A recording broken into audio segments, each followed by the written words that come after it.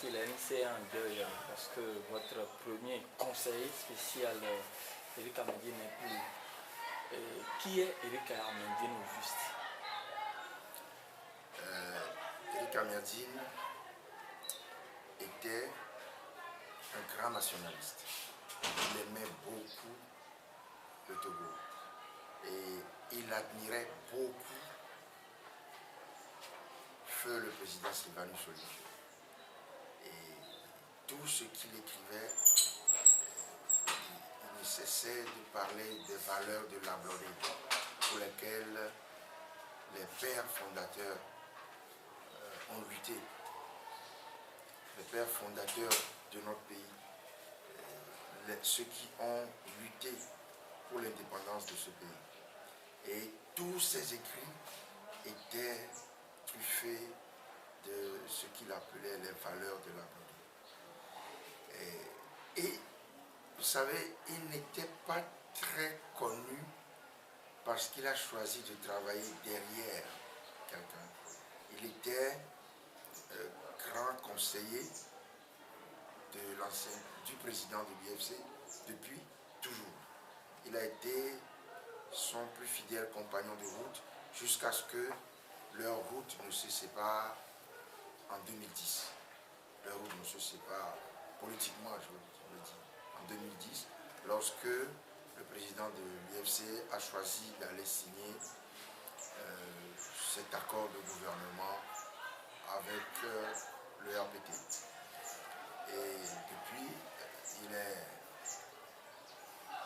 était membre de l'ANC, membre fondateur de l'ANC, membre du bureau national, membre du comité politique, membre du comité exécutif. Il a été pendant plusieurs années ce que nous appelions président de la Fédération internationale de l'UFC.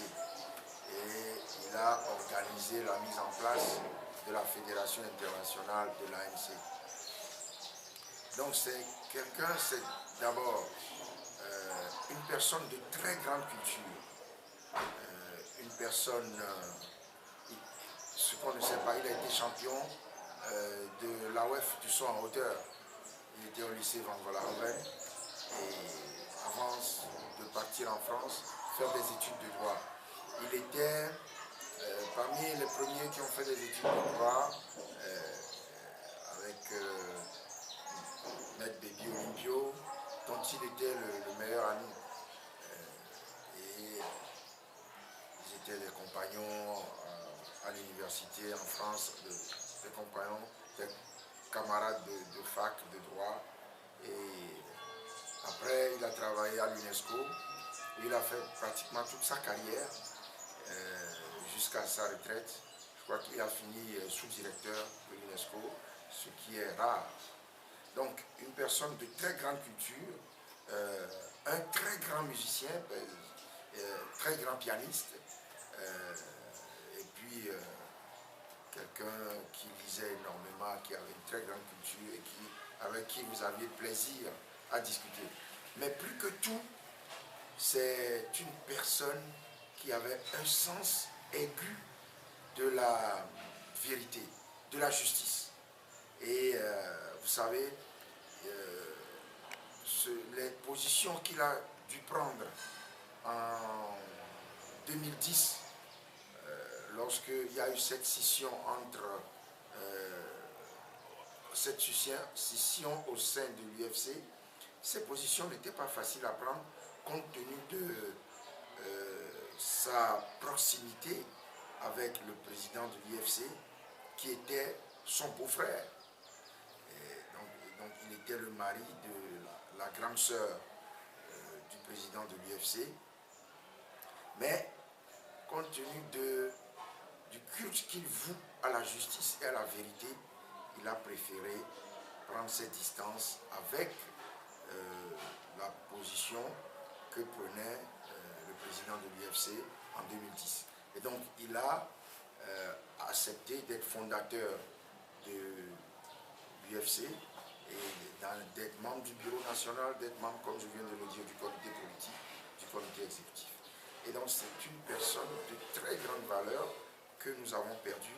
Une personne que j'aimais beaucoup parce que non seulement il avait ce sens aigu de la vérité et de la justice, et il était un politicien très fin, de grande culture, mais seulement j'ai eu l'avantage de connaître son père. Son père, feu M. Amerdine, était un ami de mon père. Et je connaissais M. Amerdine, père, le père de M. Éric Amerdine, je le connaissais depuis les années 60. Et d'ailleurs, j'étais au collège de Théophile, il est arrivé, il m'a dit « Ah, mais je ne savais pas que tu étais ici ».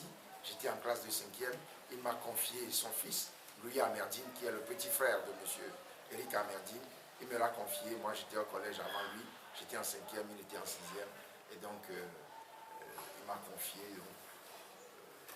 son fils, comme ça, j'ai pu lui apprendre les petites choses de Théophile, le mettre au courant de certaines petites choses, des pratiques de l'école, du collège, un peu. Et donc, je connaissais M. Amerdine, qui était M. Amerdine père, qui était un ami de mon père depuis les années 60. Et je n'ai connu M. Éric Amerdine que dans les années 80, 90, au début des années 90. Et je me souviens de notre première rencontre. Il m'a dit, mais tu es le fils de Henri Fabre. J'ai dit, oui. Il a dit, mais c'était un ami de mon père. Et on a discuté pendant 4 heures. Il m'a invité au restaurant de l'UNESCO à Paris, quand j'étais allé le voir, et nous avions déjeuné, nous sommes restés là à parler tout l'après-midi.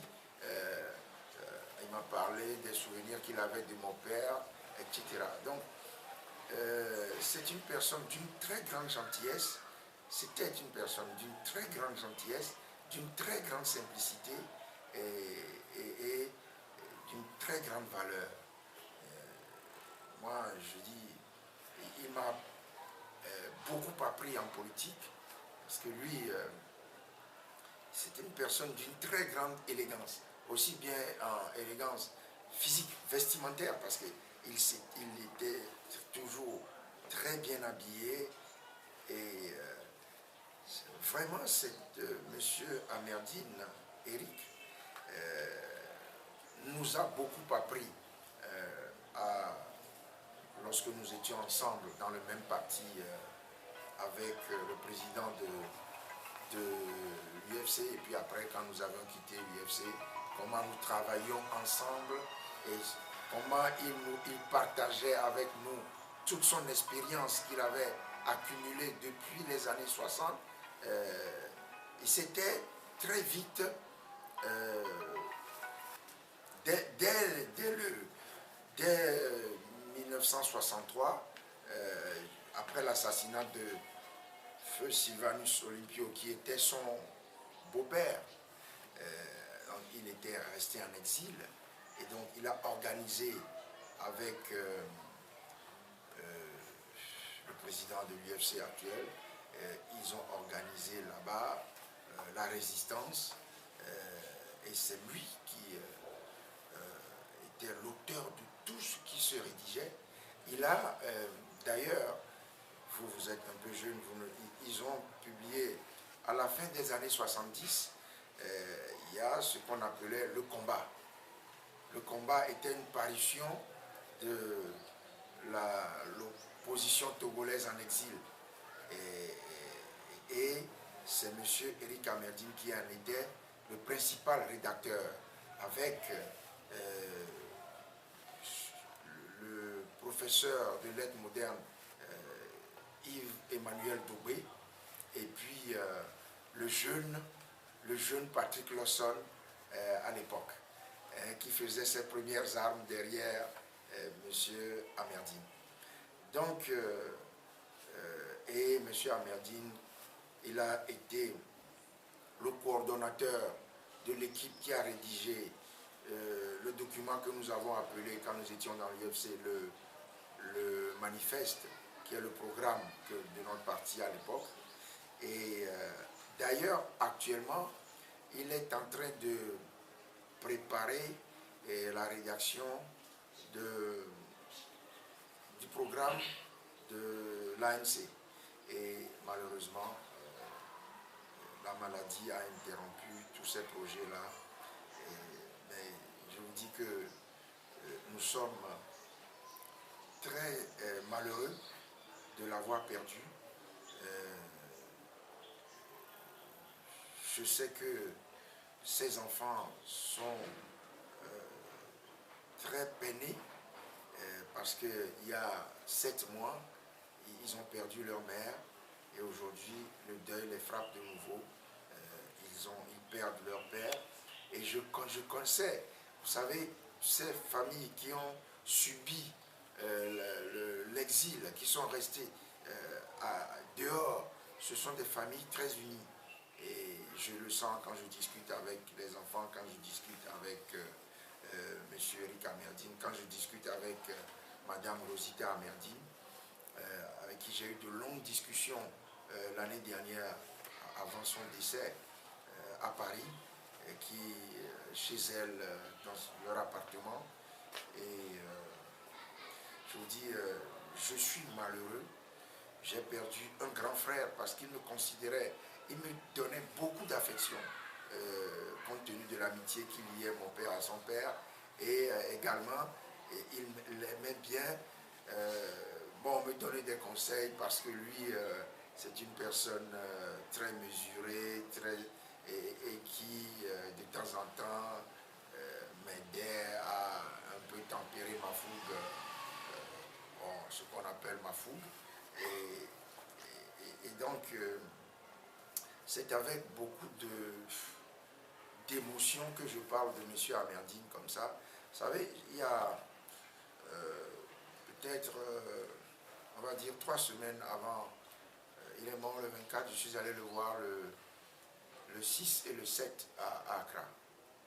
Le 6 mai et le 7 mai, et malgré ma situation de personne inculpée et sous contrôle judiciaire, j'ai demandé à aller le voir, j'ai demandé au juge qui m'a autorisé, je suis sorti. Donc je suis allé le voir et il m'avait dit que il allait nous quitter. C'était très difficile pour nous. J'étais avec M. Dupuy-Éric et mon frère Jean-Claude Fabre et nous avons été là. C'était très dur. Je l'ai revu le lendemain parce que je suis resté à Accra. Je l'ai revu le lendemain. Il m'a dit beaucoup de choses concernant lui-même, les enfants, le parti. Malheureusement, je suis rentré mercredi 7 et je pense 3 ou 4 jours après, il était parti à l'hôpital. Et il est décédé à l'hôpital, je crois, moins de 2 semaines après. Et je remercie Dieu de m'avoir inspiré. Mais je ne pouvais pas faire autrement. J'étais obligé d'aller le voir compte tenu des relations que j'avais avec lui. Et je regrette de ne pas y être allé plus tôt. Mais vous savez, la situation dans laquelle j'étais ici ne me permet pas de me déplacer comme je le souhaite. Donc nous sommes orphelins. Nous avons perdu un grand frère, nous avons perdu, je ne veux pas dire mon père parce qu'il n'a pas, je crois qu'il a l'âge d'être mon père, mais nous avons perdu un ami, un grand frère, j'ai perdu un conseiller très doué, d'une grande valeur morale et intellectuelle, et c'est un grand malheur qui nous frappe.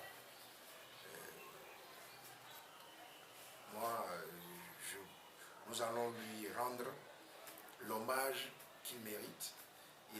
Voilà quelqu'un qui a préféré se mettre derrière, comme il aurait pu, avec toute son expérience, toute sa valeur, toute sa culture politique, toute sa culture, tenter de vouloir créer un parti politique. Non, il a voulu se mettre à nos côtés pour nous conseiller, pour nous conduire. Et en cela, on lui est très reconnaissant. Et voilà ce que je peux dire de M. Amerdi. Oui, Président, est-ce qu'il a laissé un testament politique? Qu'est-ce qu'il vous a dit concrètement quand vous étiez à ses cheveux les jours? Non, il m'a dit quelque chose qui m'a ému. Il a dit qu'il sait que pour nous avoir côtoyés, pour avoir travaillé avec nous, il sait que nous avons les qualités pour venir à bout de la dictature qui sévit dans notre pays et qu'il nous encourage à aller de l'avant. Bon, je ne veux pas dire d'autre chose. De ce que je peux dire, voilà ce que je peux vous redonner. Merci beaucoup, Président. Je vous en prie.